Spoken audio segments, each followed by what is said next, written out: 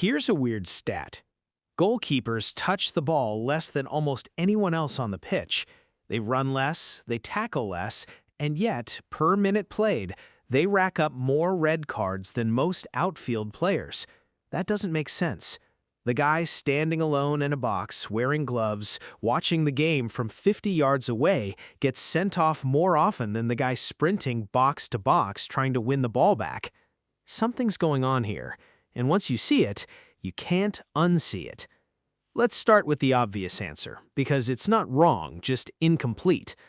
Goalkeepers are the last line of defense. Literally, if a striker breaks through and there's no defender left, the keeper is the only thing standing between that ball and the net. So when disaster is one touch away, keepers do something outfield players almost never have to do. They commit early. Here's the interesting part. A center back can afford to jockey, wait, and let the striker make a mistake. A keeper often can't. If they hesitate, the striker just walks the ball into an empty net. So keepers dive in. They commit their whole body to a challenge at full speed, often as the very last option. That's already a recipe for chaos, but it gets worse. Think about where these fouls actually happen.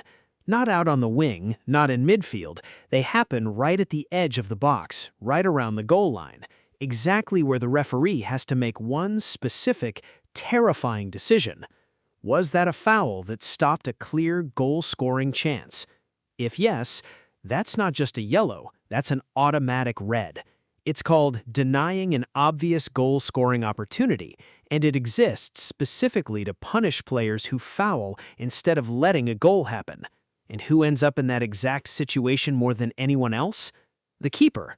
Every single time. Pretty clever rule, actually, but it turns keepers into red card magnets almost by design. Now here's where most people get confused. You'd think keepers would just learn to avoid these situations, play it safer, stay on their line, problem solved, right? Not exactly.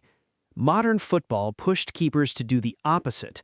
Over the last 2 decades, the sport fell in love with high defensive lines and aggressive pressing.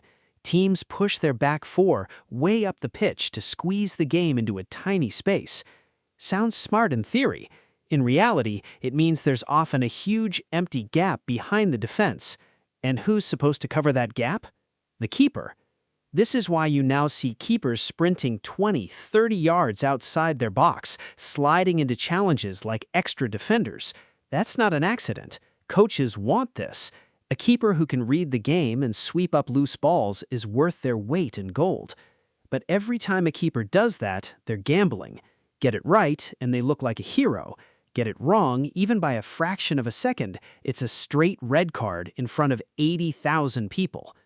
And that's where everything changes, because keepers aren't just goalkeepers anymore. They're part-time defenders, playing the riskiest position on the field, using skills they weren't originally trained for. There's another layer to this too, and it's kind of funny once you notice it.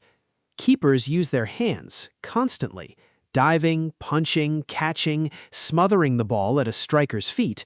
Using your hands near the ball is completely normal for a keeper inside their box, but the second they're a foot outside that box, hands become illegal, and using them to stop an attacker is treated like a professional foul.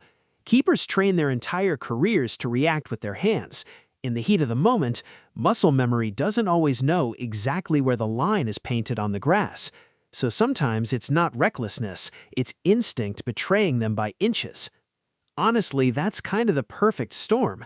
Take a player whose job is built around split-second, all-or-nothing decisions, put them in the one position on the pitch where officials are hunting for last-man fouls, ask them to play 20 yards further from home than they used to, and give them reflexes trained for a completely different set of rules the moment they cross a line.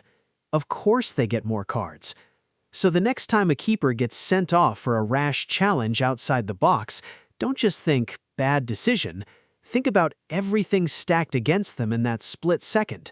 The tactics, the rules, the training, all of it colliding at once.